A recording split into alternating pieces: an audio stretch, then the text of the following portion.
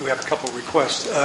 Again, 3 or 4 of us are going to wind up leaving at 3 o'clock to go to the Delta Protection Commission ceremony. Randy will be running the meeting from this point on.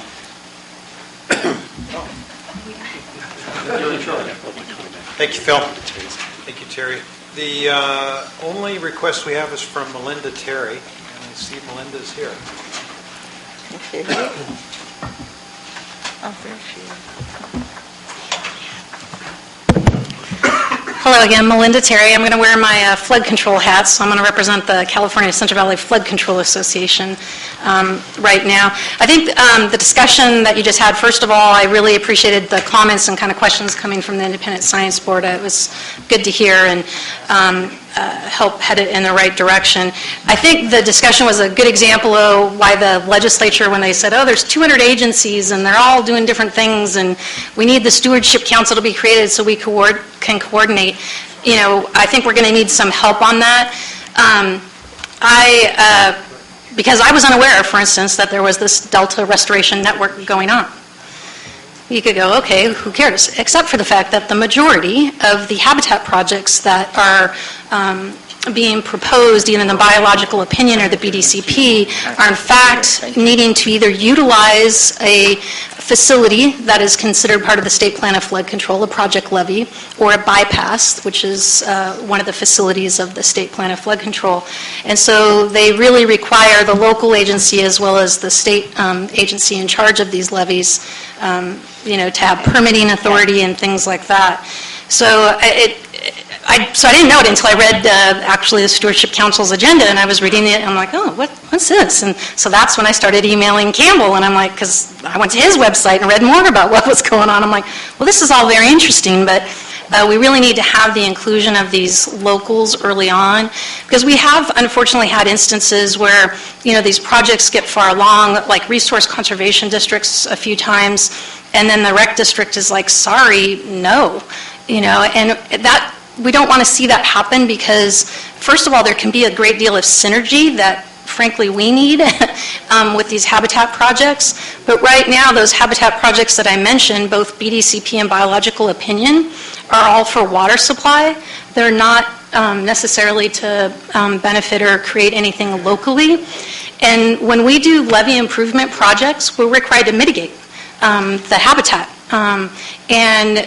So that's one concern is what's left, particularly in a delta where you have to use like habitat.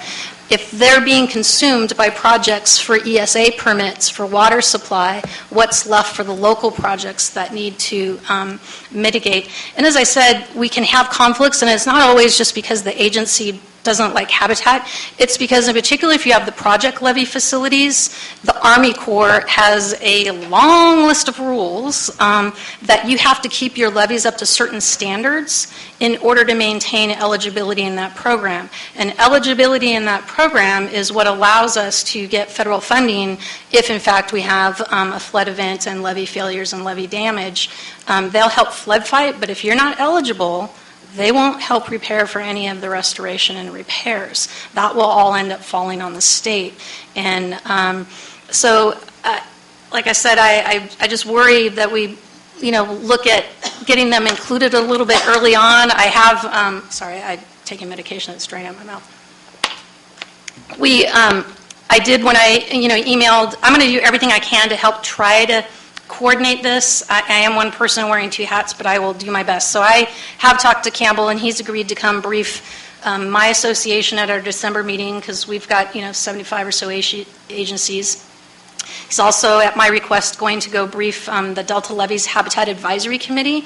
In the Delta, there is state law that when we're doing the levee projects that there's a no net loss of habitat. And so again, they are trying to integrate habitat into that, and that they meet every month.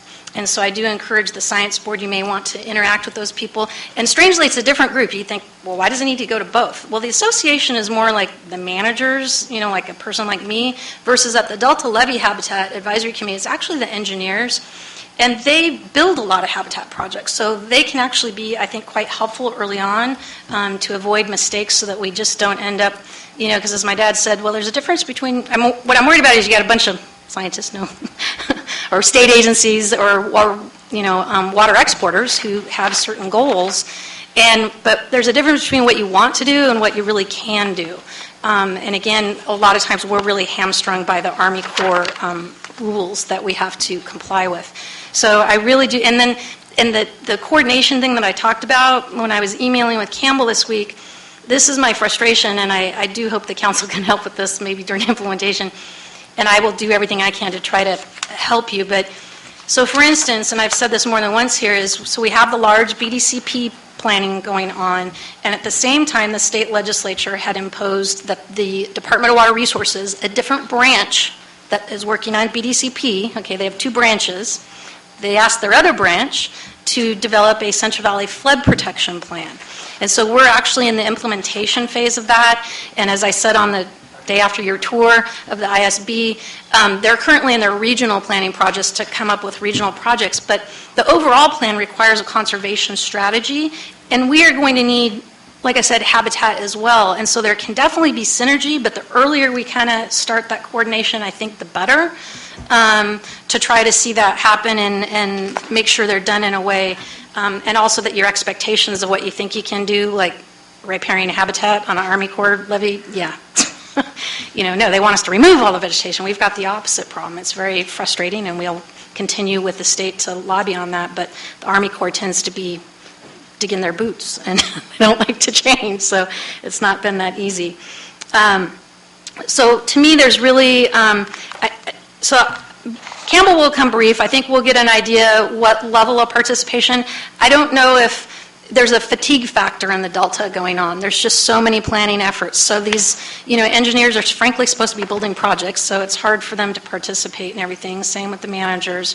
But maybe what we can do is set up a quarterly thing that as, the Delta Restoration Network, that we're occasionally then getting together so that we can help steer you away from the wrong direction and help, keep everything in a right direction of projects that they know that they can do and that will work for both the state and the local agencies. So I'm really, open to ideas and, again, willing to help participate. But I think we really need to have that include not only the local RDs, the reclamation districts, but we do have the Central Valley Flood Protection Board. Ultimately, they're our parent organization. They're the ones who told the federal government, okay, we will take responsibility for all of these facilities. And again, all of these projects are proposing to breach or move or use these, build something on them.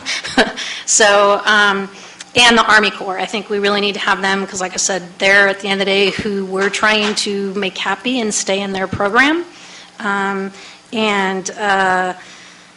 Let me think. Oh, so that was the other one, was at the same time we've got the Central Valley Flood Protection Plan. I'm on the steering committee for what's called the coordinating committee because we have 6 regions, like I said, who are trying to develop their plans. 3 of the 6 actually have portions of the Delta in it. And so we actually have to have coordinating committees just to say, okay, what's everyone doing? Because at the end of the day, they want it all to fit together on the whole Central Valley. And so I've also recommended that maybe the Restoration Network come brief the coordinating. They meet monthly because, again, then they're far enough along in their planning, they might say, well, yeah, we could use some of that, and, that might work for us too, at least for the Delta regions. And because, as I said, after I went on the tour, there seems to be a disconnect of water supply people and some other folks that are planning projects of just wanting to breach everything and let levees go. But we have a public safety mandate in this state and a responsibility that we've already agreed to do. So I just would like to see these balanced and, but more than anything, coordinated. Because, yeah, it's definitely an example of those 200 agencies that you think they talk together, but they really don't. And I